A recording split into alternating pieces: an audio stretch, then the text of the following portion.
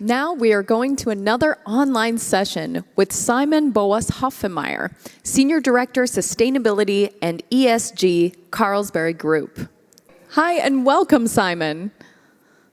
Yeah, thank you very much. Oh, great to have you here today. Thank you so much for joining us.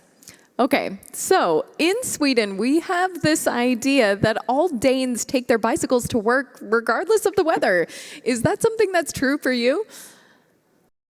Well, I must admit that the thought of sitting in a car in a slow-moving lane is not really for my personality. So, indeed, I do try to bike, every day. I have cheated a little bit, so I have a little bit of help on an electric bike, but it's definitely better to get some air than sitting in a car.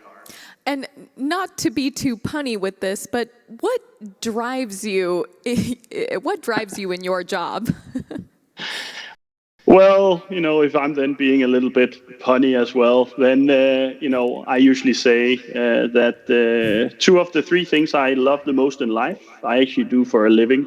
And that is really beer and sustainability. My family is also among the top three. But, honestly, working with making beer more sustainable and having an impact on the world to our little extent is really a dream job for me. So that really drives me. That's so wonderful to hear that. Okay, one more question before we get started with your presentation. What kind of a Christmas beer is a sustainable leader from Carlsberg this Christmas? So actually, from Christmas beers, I would definitely go for our Finnish brand Koff Christmas beer, because it is in fact produced with regenerative barley from local farms in Finland. So if you happen to be in Helsinki or in Finland, I would recommend that you go and seek out a Koff Christmas beer, because I'm always a little bit apprehensive to use the word sustainable, but at least then produced with regenerative crops that help sequester carbon and improve biodiversity. That would be my choice. I can't wait to try it. Maybe early after the show. All right, I'm handing everything over to you. Thank you, Simon.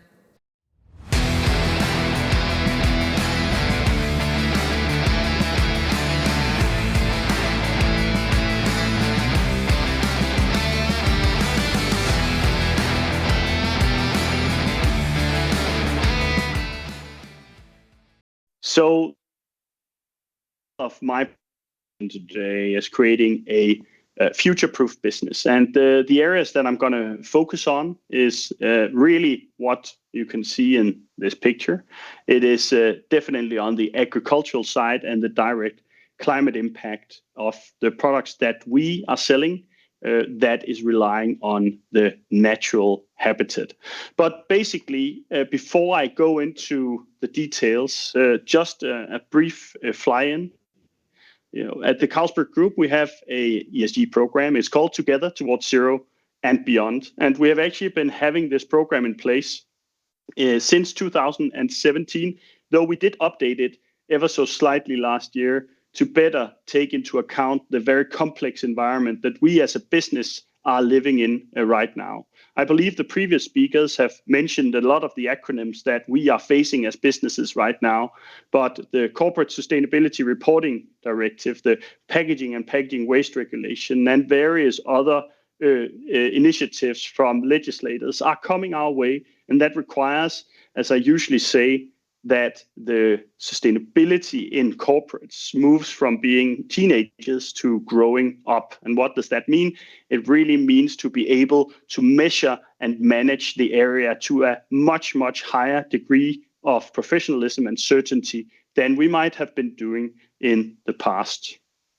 To us, that means measuring, of course, and being able to track our performance against our targets. And when it comes to climate in particular, then we have really delivered quite strong progress over the last years. So since our baseline year in 2015, we have been able to reduce our Scope 1 and 2 emissions at our breweries, excluding the logistics, with 57% in relative terms to each hectoliter produced.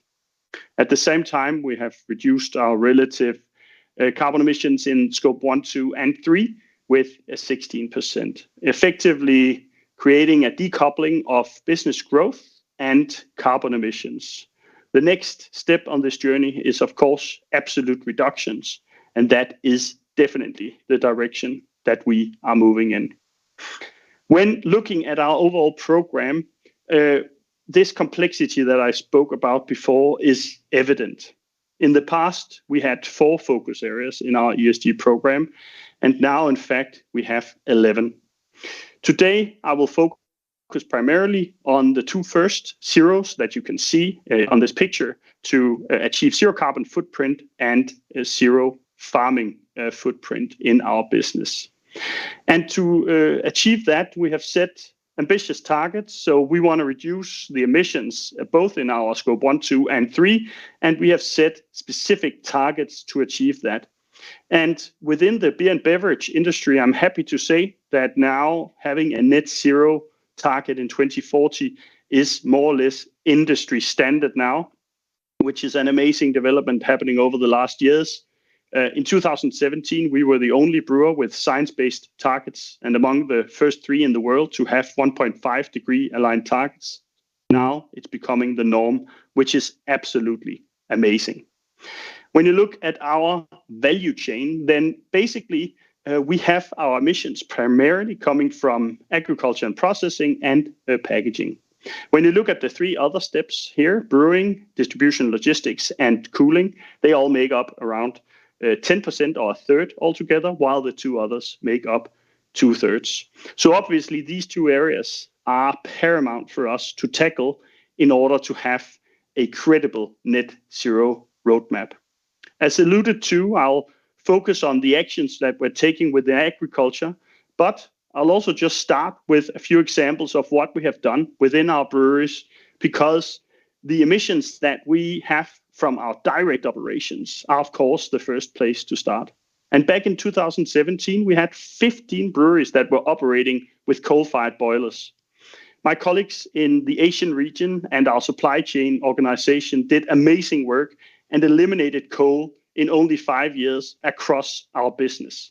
That was a gigantic change management effort, and obviously something that both reduced carbon and improved the health of people around our breweries due to the much reduced emissions from the coal-fired boilers. That also taught us that it's good to eliminate coal, but we also do need to look at novel technologies.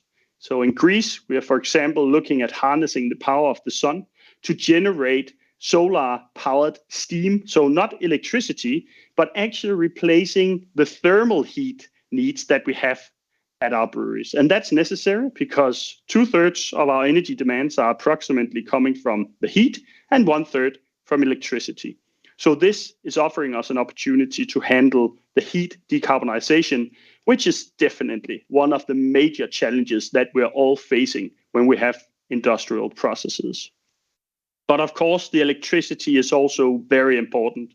And for us, we have a target to have our renewable electricity coming only from additional sources, so sources where we are contributing to new renewable electricity coming into the grid. We're doing this in Lithuania, where we are not only looking at creating solar electricity, but we are in fact also looking at storage solutions so that we can store the electricity when the sun isn't shining and when the wind isn't blowing.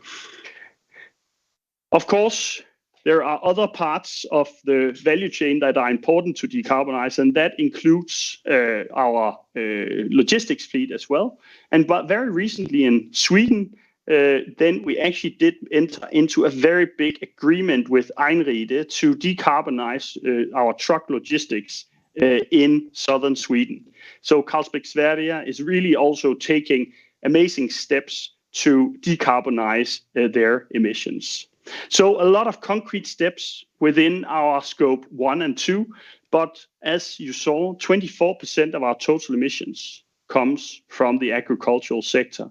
And here we are aiming to convert our raw material purchasing to regenerative sources, 30% by 2030 and 100% by 2040.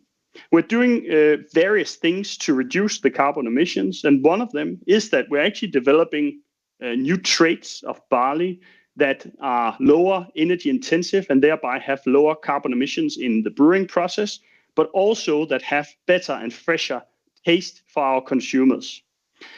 But the biggest challenge that we're facing is the conversion of our barley and rice and hops growing from conventional practices to regenerative practices. And based on the best available knowledge out there, we have defined what does regenerative barley look like.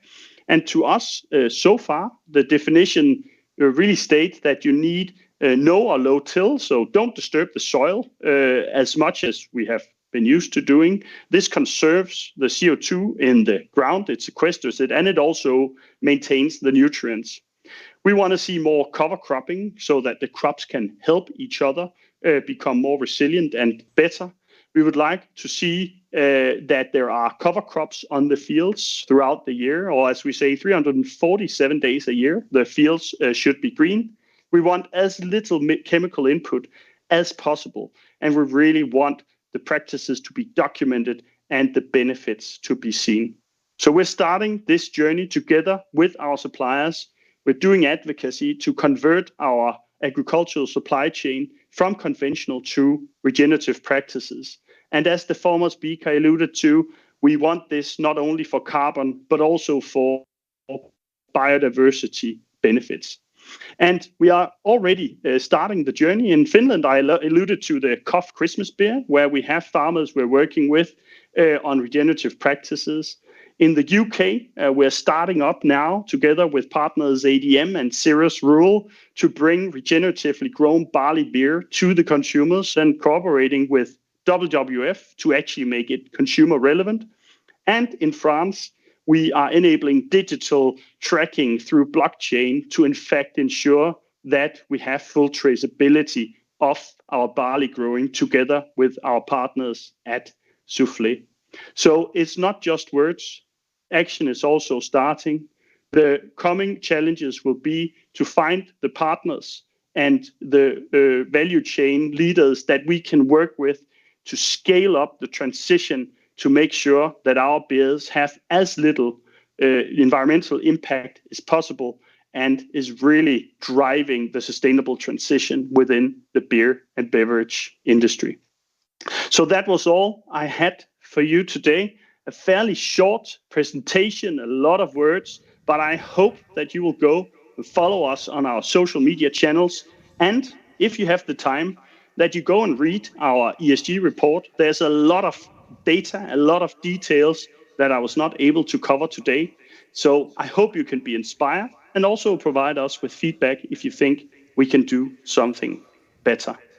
But thank you very much for the time, and back to you.